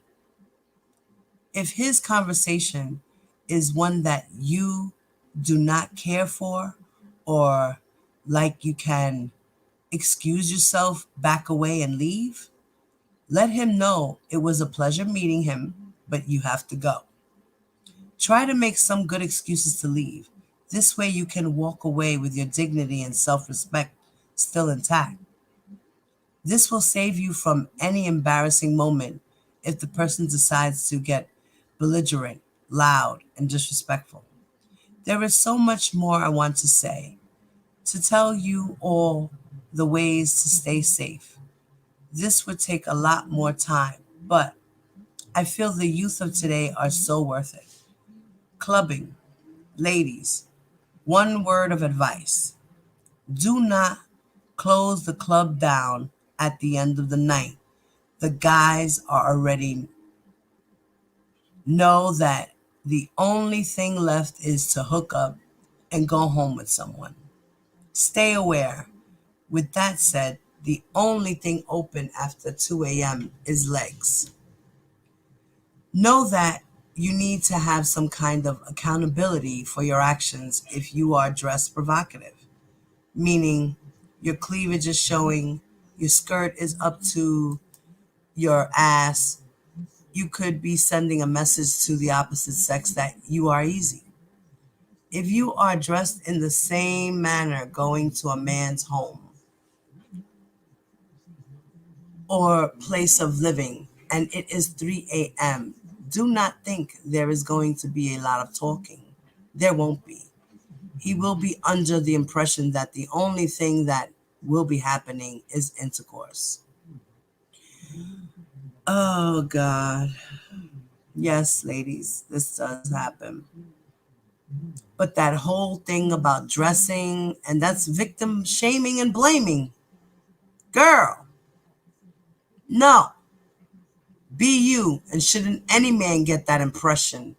Just because you feel like being a little provocative and sexy doesn't necessarily mean that you want sex. It just means you feel good about yourself and your body and you're showing it off. FYI for all young women and teens. Age of consensual sex in the USA. State age law on same-sex intercourse. Alabama, 16. No law on same-sex intercourse. Alaska, 16. Male to female, female to female, male to male intercourse. 18. Arizona, no law on same-sex intercourse. Arkansas, 16. Law, no law on same-sex intercourse. California, 18. Female to male, female to female, and male to male intercourse. Colorado, is she really going to be listing all of them? Okay. Well, since she's listing all of them, let's just fuck it. Let's just say them all.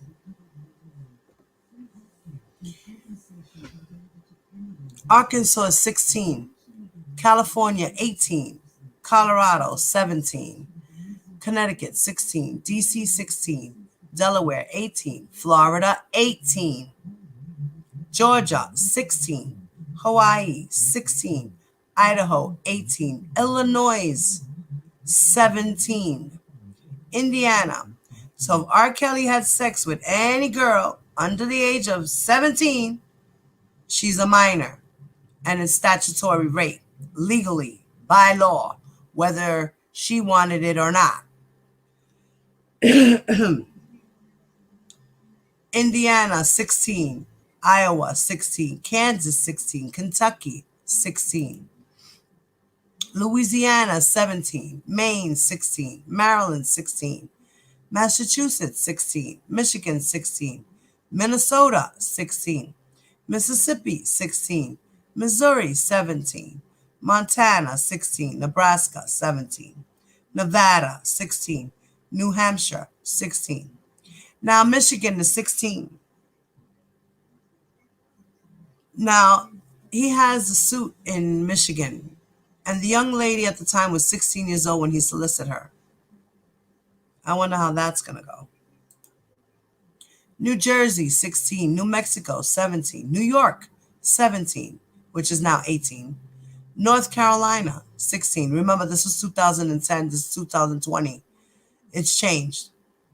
North Carolina, 16. North Dakota, 18. Ohio, 16. Oklahoma, 16. Oregon, 18. Pennsylvania, 16.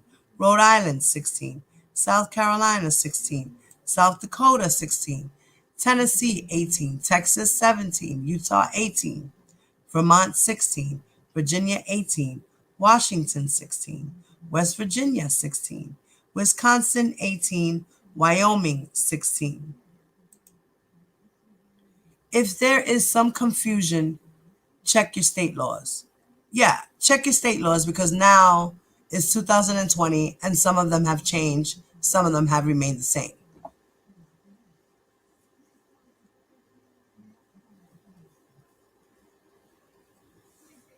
So now here she talks about biography of R. Kelly. So we're going to leave it here. I'm going to bookmark it. We're going to leave it right here. And we are going to finish talking about this another day. There will be a part 3, guys. So this girl had a couple encounters with R. Kelly in a short amount of time. Felt like she was stigmatized, but she was very aware of what was going on. She didn't try to be too much of a fool because she wanted it, but she knew that he was a rock star, according to her. So she knew the ins and outs of being a fan and being a person and being a groupie. So she just wanted to be a person with him. That's why he liked her, you know? And she used to love that sex. R. Kelly knows how to fuck. That's what they all say. R. Kelly knows how to stroke that mandingo. So he has mandingo, because the tape I saw, like I said, it was nice size, decent, normal. That shit ain't look like nothing outrageous. I've seen much bigger. I've had much bigger than that. Much bigger than that. Believe that.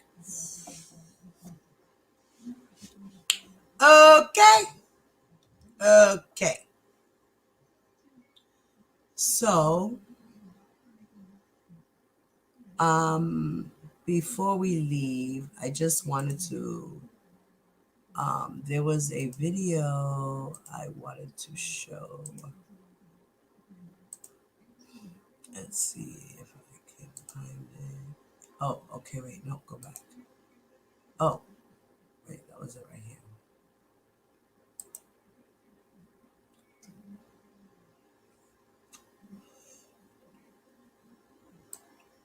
I found this video, and I found it to be kind of interesting. So I just wanted to share it with y'all.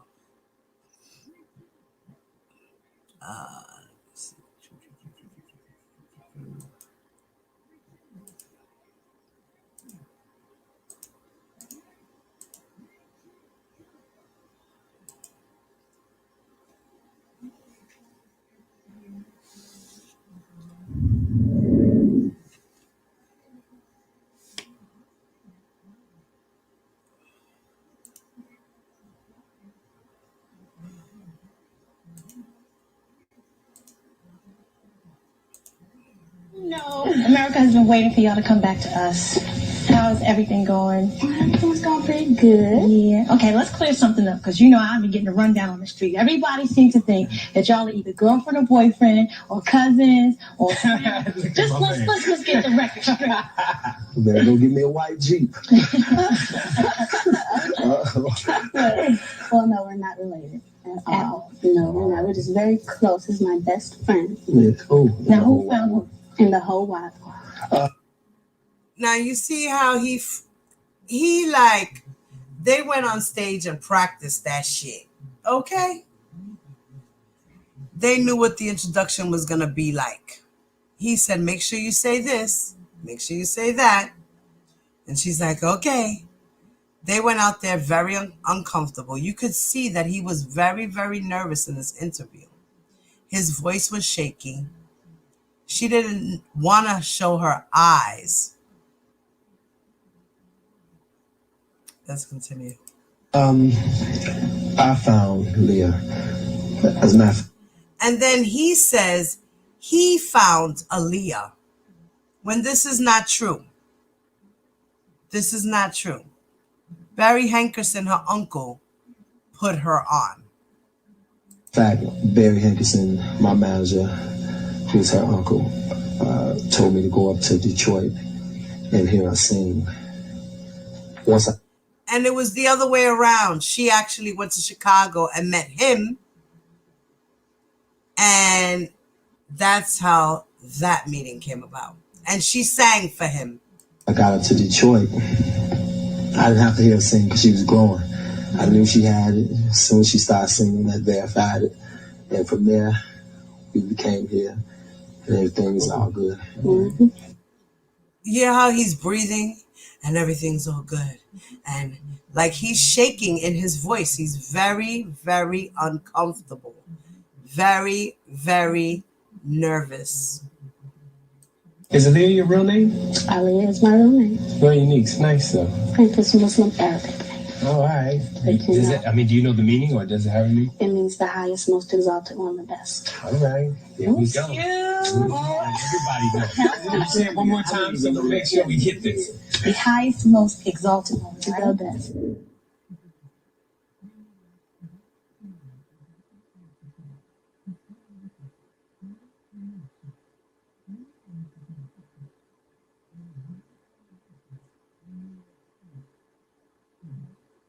The best. Right. Get y'all.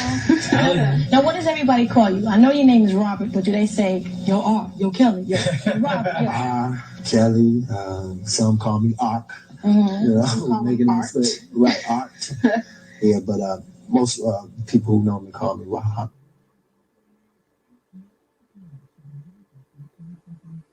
Okay. Leah, I know you're a straight A student. How do you mix with, studies and / artists? Well, it was very hard to intertwine school with a career, but I do feel that education is number one.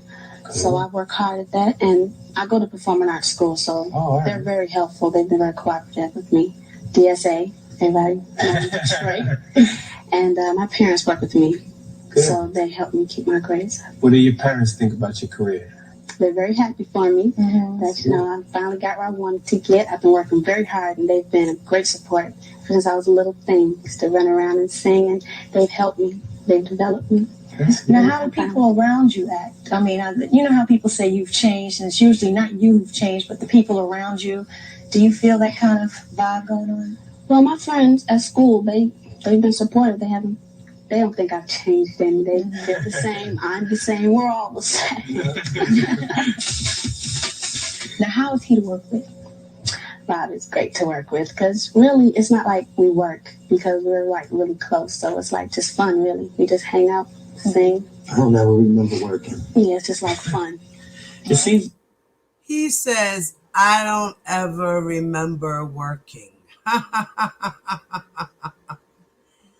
Wow. The fucking subliminals. like you had a lot of fun recording your album, but is there any song on the album that is your baby that you like more than others? At your best. At your best. At your best, you are loved. And that's what we're going to peek at today, right? That's right. Why that song? Because I love the Isley Brothers. And I really admire them. They're very unique. Their sound is very unique. You can tell the Isley Brothers song right off. And when he brought it to me, I just fell in love with it from the first time. So that's why I love it. Where did the title of the album come from? She's running around the studio one day with her friends. Talking about smack. Tell my age ain't nothing but a number, girl. He said the title of the album came up because Aaliyah and her friends, I guess that would be Tiffany and all the other girls, Javante and whoever else was there at that time, were probably all in the studio. He says, giggling and laughing, and that her friends were telling her, girl, age ain't nothing but a number. Key. Really? What you trying to say? So immediately I heard the song, I said, I called her back 15 minutes later, told her, check this out. So we cut the track right then and there. And for the record, you are how old? So immediately after he heard those words, he said, damn, that's a song. Let me put it together. That's a secret. Women doesn't disclose her. Mentor for you, I guess. Yeah. We've been knowing each other for around 3 years. I met him before he came out with Born in the 90s through my manager, which is also his manager. Right. She said she already knew R. Kelly for 3 years. She was 14 when they produced that album. She said she already knew him for 3 years. So that means she was 11 years old when she met R. Kelly. That must have been 1991, because this was 1994 when they got married, allegedly, right? 94 is when her album came out, right? That's how we met, and I sang for him when I first met him. And a couple months later, we went to the studio and started working. What was so special about her that you actually hooked up with her to actually get that whole thing happening? Well, I don't want to come off like she's big-headed, but all you have to do is take a look at her, and she's glowing. And that's what you have to have for someone like me to really want to break down and work with you or produce you or to be able to produce. Because if you're not glowing in some kind of way, I can't even touch you, and that's what it. He's like, if you're not growing in some way, I cannot touch you. The subliminals. Is doing. That's what she was doing when I first met her. She was glowing. She had that thing, that vibe. She was glowing when he first met her. She had that thing. I kind of just laid back and let him, kind of take control because he had the experience. Right. And of course the talent's there, but I learned a lot from him. So hopefully around the second album, I'll be able to pull out a little input.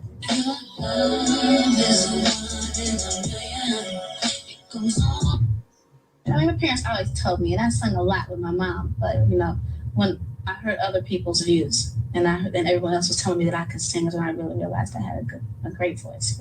My parents always told me, but parents, they love their kids too much. Yeah, they don't tell you anything. You have a great support system when your dad travels with you and your brother. Mm-hmm. My family's with me most of the time. My manager is my uncle, so he's been in the business for a while, so having him, helped a lot in getting a lot of things done because he had a lot of connections. Well, you have to grow up quick.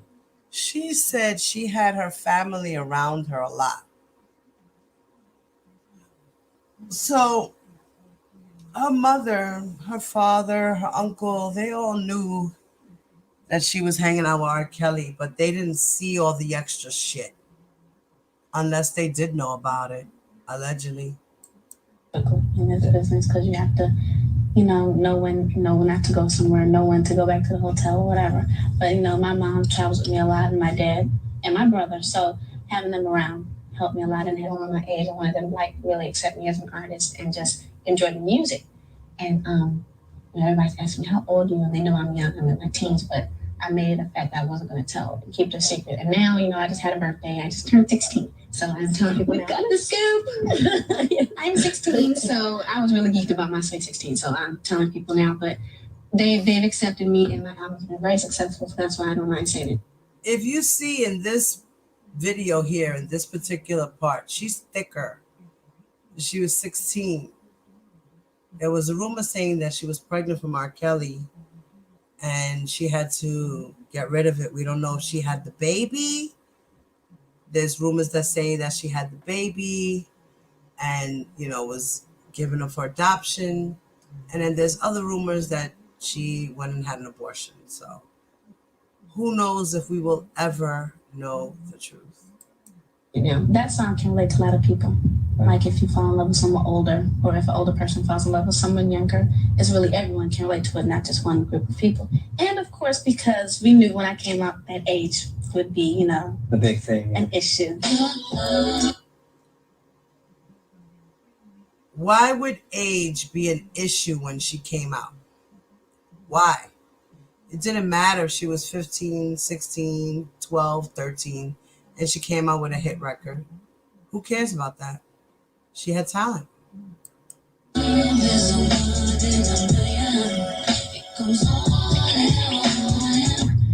This past year, you wrapped filming for Queen of the Damned, the Anne Rice novel. Mm-hmm. And you finished your third album, and you also signed on to star in the next two Matrix sequels. How many hours do you have in a day? It's a lot of work. It really is. Now that I have, dual careers, it's double the workload, but I'm really enjoying it. This is what I've wanted since I was a little girl, and living a commitment on being original and being unique.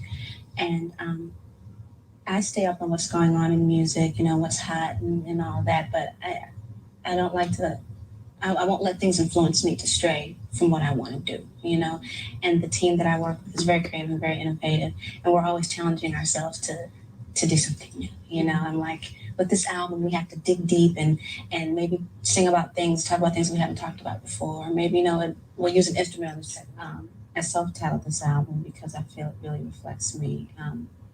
It's, like I said before, it's a mature album.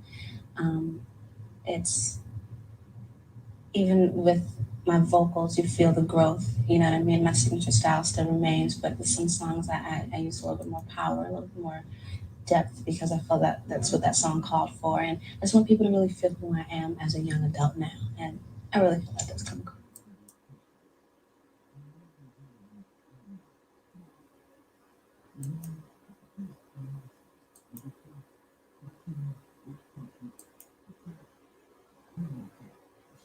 Good night, ladies. Good night, good night, good night, good night. I will see you guys for part 3. Like I said, I will definitely be putting up the reminder so you guys can be reminded as soon as I drop that live. And this has been a very interesting read so far. This girl really was into R. Kelly. She really was.